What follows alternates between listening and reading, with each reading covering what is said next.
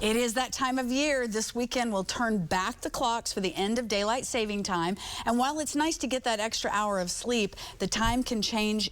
It certainly can impact our sleep cycles and our overall health. So joining us this morning to tell us more is Dr. Michael Newnham. He is a sleep specialist at Oklahoma Heart Institute here in Tulsa. Good morning and thanks for being here. Good morning. We love fall. We're not so fond of the springtime change, but this really is an adjustment to our bodies. It is an adjustment, but to me, it's an opportunity also. So many of us, you know, in the summertime, kids and adults are going to bed a little later than they should.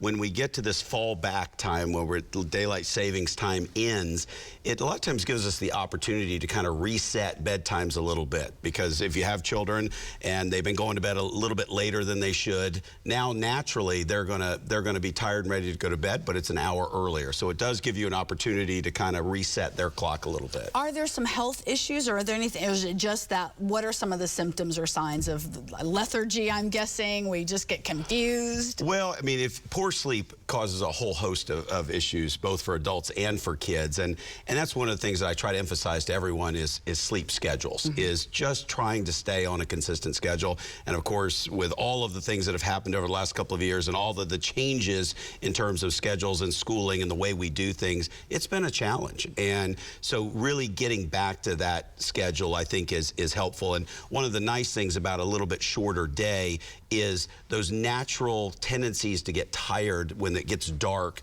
kind of help us to kind of reestablish a little bit better pattern, you know, in the winter with the shorter days. Versus summer when it's sunny out and I don't want to go to bed when I'm supposed to. Well, we've got some, put together some suggestions or recommendations, not only for children, but for all of us, I guess. Kind of walk us through what are some of the ways to make sure we stay on a routine. Sure. So the sticking to a schedule is, of course, very important. And everybody's schedule is a little bit different, and every family is a little bit different. So what's normal for one family may be a little different for another, but sticking to certain routines, bedtime routines, rituals, trying to minimize the electronics, the screen time, the light coming in, which can really not only overactivate the brain, but cause a kind of a suppression of melatonin. When you get that light coming in, it kind of suppresses your normal signals to want to go to sleep.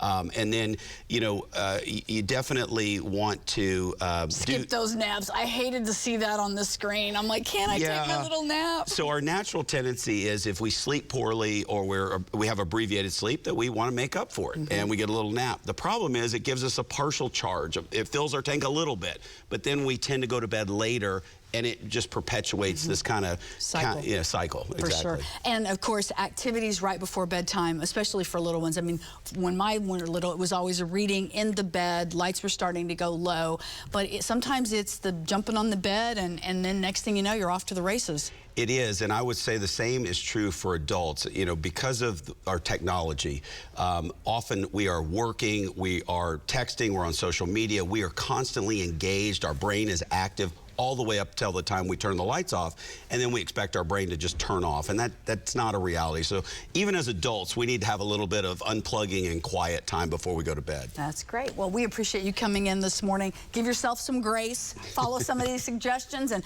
be sure to set the clock so you don't mess up Sunday. Great to meet you. Thanks for coming in.